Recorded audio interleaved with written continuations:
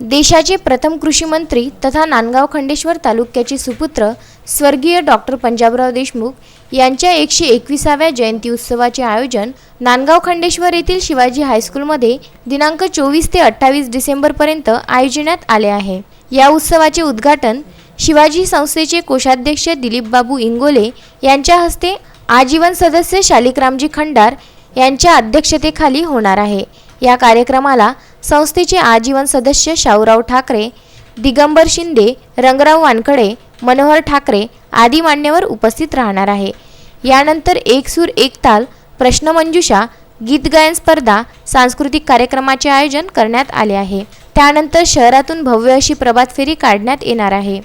दिनांक 24 डिसेंबर रोजी समारोपीय कार्यक्रम होणार असून या कार्यक्रमाला प्राचार्य केशवराव गावंडे यांच्यासह प्रभाकर कौलखेडे यांचे व्याख्यान होणार आहे।